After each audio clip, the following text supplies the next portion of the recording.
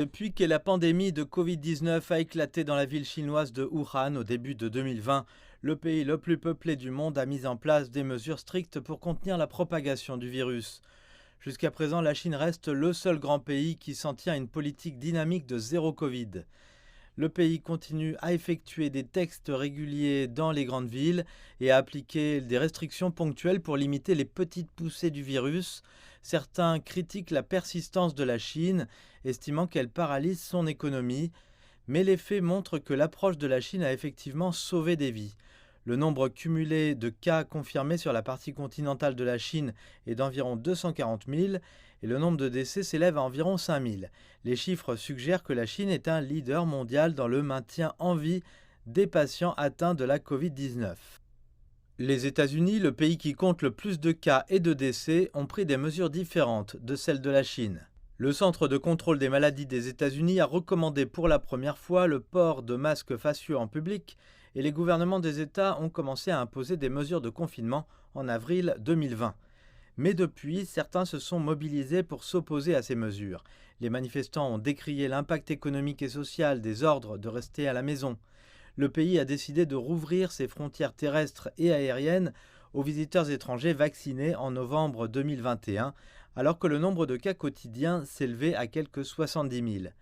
En mai, le président américain Joe Biden a commémoré le million de vies américaines perdues à cause de la Covid-19 et s'est engagé à inverser la situation. Cet été est l'occasion de renouveler nos efforts, de garder le pied sur l'accélérateur lorsqu'il s'agit de maîtriser cette pandémie et de prévenir de futures crises sanitaires.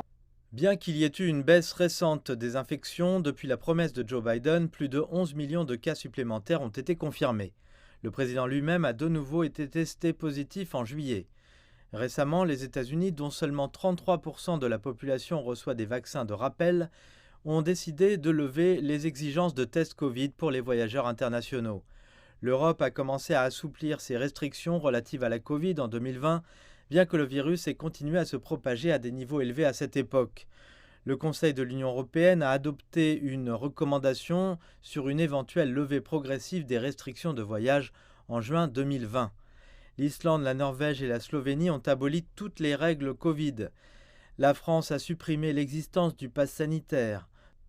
D'autres pays comme l'Italie, l'Espagne et la Grèce assouplissent également leurs mesures d'entrée et leurs mesures intérieures. Mais l'Europe vient d'assister à un nouveau cycle de résurgence des cas de Covid en juillet dernier et les nouvelles infections hebdomadaires sur le continent sont toujours supérieures à 1 million.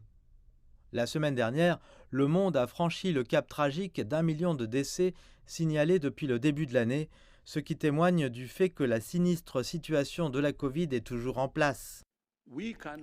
Nous ne pouvons pas dire que nous apprenons à vivre avec la Covid-19 alors qu'1 million de personnes sont mortes de la Covid-19 rien que cette année. Le chef de l'OMS se dit le plus préoccupé par les personnes à risque dans les pays à faible revenu où le taux de vaccination reste très faible. Il a également exhorté tous les gouvernements à mettre à jour leur politique anti-Covid pour lutter contre la pandémie.